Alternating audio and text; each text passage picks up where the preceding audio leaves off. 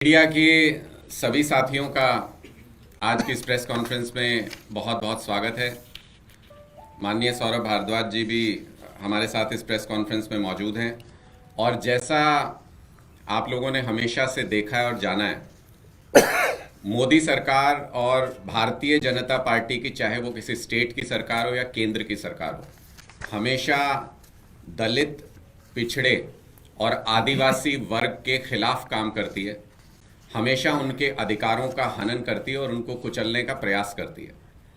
एक ताजा उदाहरण आज जो हम आपके सामने रख रहे हैं, ये आदिवासी हितों के लिए जो खर्च होना था पैसा, उसका किस तरीके से बेजा इस्तेमाल किया गया, किस तरीके से उसको वीआईपी मूवमेंट पर खर्च किया गया। ये गुजरात का सबसे ताज़ा उदाहरण है, जो वहाँ पर आम आदमी पार्टी के विधायक और आदिवासी समाज से आने वाले चैतर वसावा जी ने जब उसके बारे में आरटीआई लगाई और सदन के अंदर पूछा, तो उनको जो जवाब मिला वो बहुत हैरान कर देने वाला था। आदिवासी समुदाय के डेवलपमेंट के लिए जो फंड सरकार के खाते में होता है, उसमें से 50 करोड़ रुपया प्रधानमंत्री नरेंद्र मोदी जी और उनसे जुड़े हुए विभिन्न कार्यक्रमों में वीआईपी की सुविधाओं को जुटाने में खर्च कर दिया गया।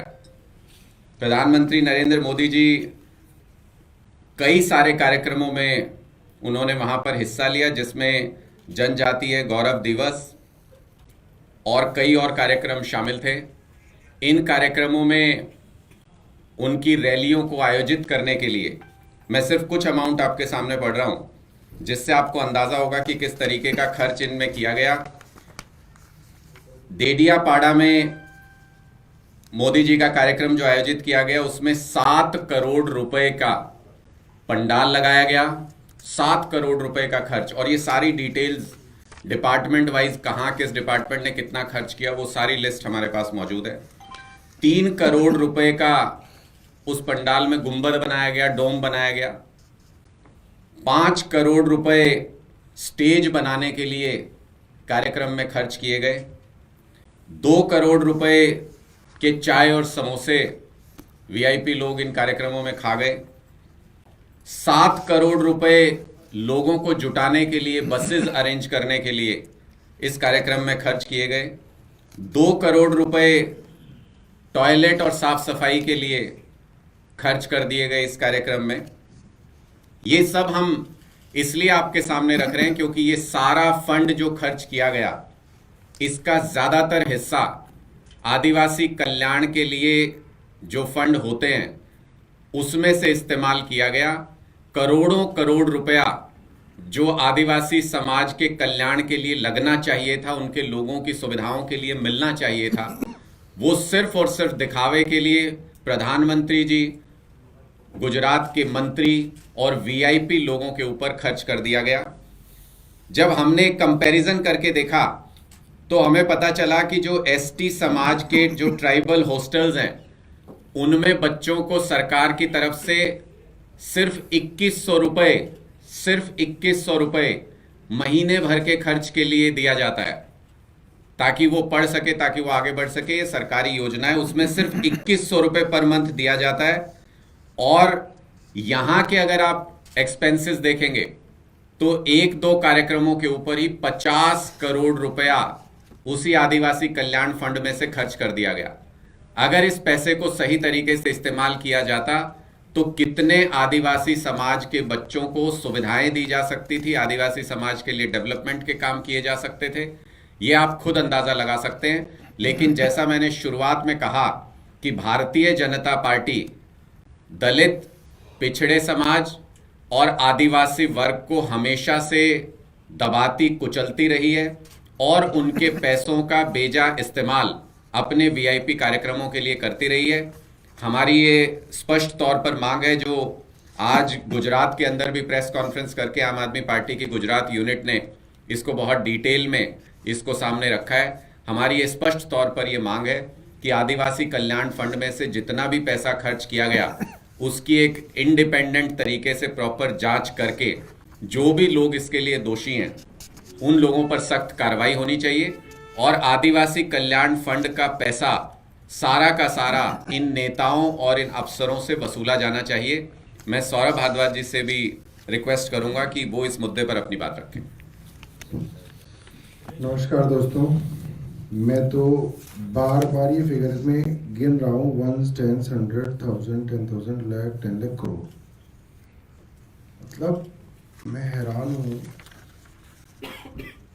मोबाइल टॉयलेट और क्लीनिंग सेवाओं का खर्च 2,40,86,160 रुपए। 2,40,00,000 रुपए के अंदर आप मोबाइल टॉयलेट लगवा रहे हो।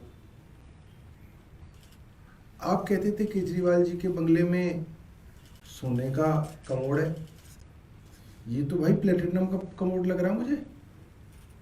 प्लेटिनम भी इससे कम रेट में आ जाएगा। और मैं लगातार देख रहा हूँ करोड़ों रुपए के खर्चे जो हैं गुजरात के अंदर प्रधानमंत्री के कार्यक्रम के लिए खर्च हो रहे हैं, करोड़ों रुपए। उस गुजरात में जहाँ पे प्रधानमंत्री चुनाव से पहले एक स्कूल चाहते थे जिसके अंदर वो अपनी शूटिंग कर सकें, और वो स्कूल नहीं मिला तो नकली स्कूल बना के उन्होंने एक कंप्यूटर लैब बना के उसमें शूटिंग करी। उस गुजरात में जहाँ ये हालत है शिक्षा की, आदिवासियों की, वहाँ पे करोड़ों रुपए का खर्च प्रधानमंत्री के एक कार्यालय में पड़ता है। मैं चाहूँगा वो लोग जिन्होंने अरविंद केजरीवाल जी के समय में बने मुख्यमंत्री आवास, जो अभी वही है, केजरीवाल जी लेके नहीं गए, वही है अभी, उस मुख्यमंत्री आवास के विषय में कम से कम 1.5 साल तक टेलीविजन पर बहस चलती रही, स्टोरीज चलती रही, गेस्ट बुलाए गए। मुझे लगता है कि इस पे थोड़ी चर्चा तो होनी चाहिए।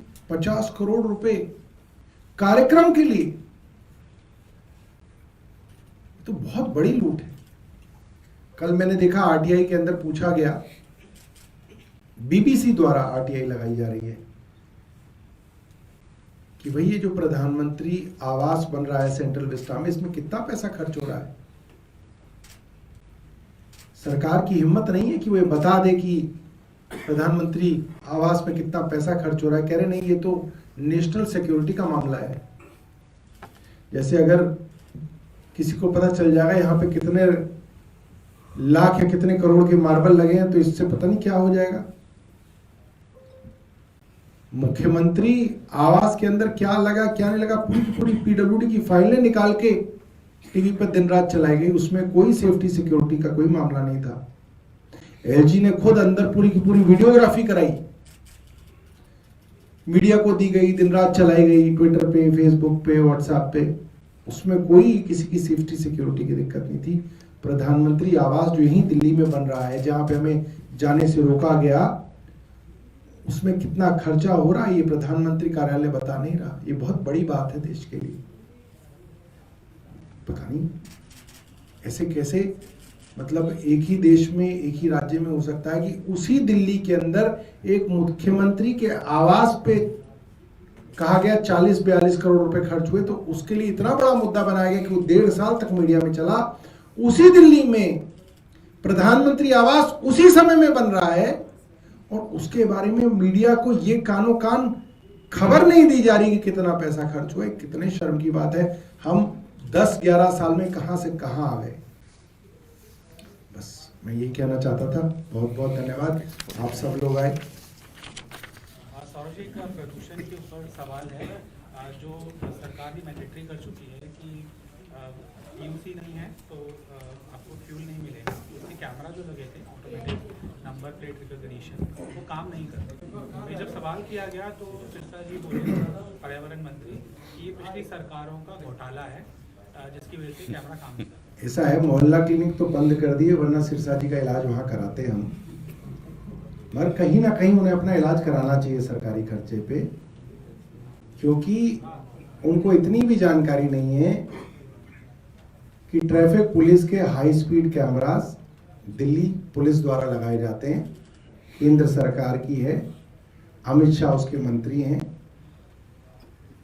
कुछ भी अनाप शनाप बोलते हैं, वो वही मंत्री हैं मीडिया भूल गई होगी मगर मुझे याद है, मैं आपको याद दिला दूं, वो वही मंत्री हैं। मंत्री बनते ही उन्होंने मीडिया में डिक्लेयर किया कि हम पुराने व्हीकल्स को सड़क पर नहीं चलने देंगे, पेट्रोल डीजल नहीं देंगे।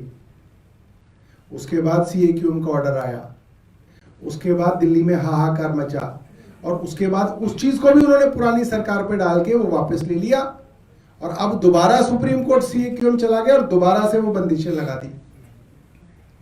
ये वही सिरसा जी हैं जो बस प्लेन में चढ़े ही नहीं, बाकी उन्होंने उस जो क्लाउड सीडिंग वाला जो प्लेन था उसका बाकी सारा पोस्टमार्टम करके बता दिया मीडिया को, यहां से उड़ेगा, वहां चलेगा, वहां बारिश होगी, इसके अंदर ऐसा होता है, वो वहां से जाएगा, यहां से जाएगा। और बारिश नहीं हुई दोस्तों, पूरा सीजन निकल के खत्म हो गया, बारिश नहीं हुई। सिरसा जी बताने के लिए तैयार नहीं है कि क्या हुआ भाई उस बारिश का, और जो करोड़ों रुपए आपने फूंक दिया उसका क्या हुआ। उल जुलूल बातें पूरे दिन करते हैं। उनसे कहिए कि थोड़ा सा अपना जो है स्वास्थ्य के ऊपर अपना ध्यान दें। अनुराग जी, एक सवाल अरावली को लेकर इन दिनों चर्चा भी है, केंद्रीय पर्यावरण मंत्री कह रहे हैं उस पर भ्रम फैलाया जा रहा है। देखिए, मुझे लगता है कि अरावली रेंज के बारे में आज के दिन में बहुत सारे कंसर्न हम सोशल मीडिया पे भी देख रहे हैं, अलग अलग NGOs उसके बारे में बात कर रहे हैं, और जो सुप्रीम कोर्ट का ऑर्डर सरकार के हलफनामे पे, सरकार की मांग पे, केंद्र सरकार की मांग पे आज दिया गया है।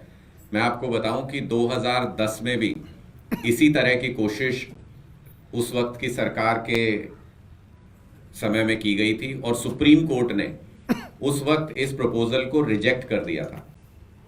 ऐसे प्रपोजल को जिसको सुप्रीम कोर्ट से पहले रिजेक्ट किया गया हो, उसको वापस से लाने का मतलब क्या हो सकता है? उसके पीछे कहीं ना कहीं कोई लॉबी काम कर रही है, कोई बिजनेस काम कर रहा है, इसलिए सरकार उसको दोबारा लेकर के आई, उसको इम्प्लीमेंट कराने की तैयारी की, सुप्रीम कोर्ट से उसको पास करा लिया, और अब पर्यावरण मंत्री इसलिए निकल करके आ रहे हैं क्योंकि वो किसी बिजनेस हाउस की, किसी लॉबी की नुमाइंदगी कर रहे हैं, वो लोगों की नुमाइंदगी नहीं कर रहे हैं। जब उनको ये पता लगा कि लोग जागरूक हो गए, इस बारे में बहुत चर्चा हो रही है, इसमें स्टेप बैक ना करना पड़ जाए, तो जिस लॉबी ने ये काम करवाया था, अब वो पर्यावरण मंत्री जी को ये कह रहे हैं कि जाओ सामने जाके लड़ो, इसको डिफेंड करो किसी भी तरह से।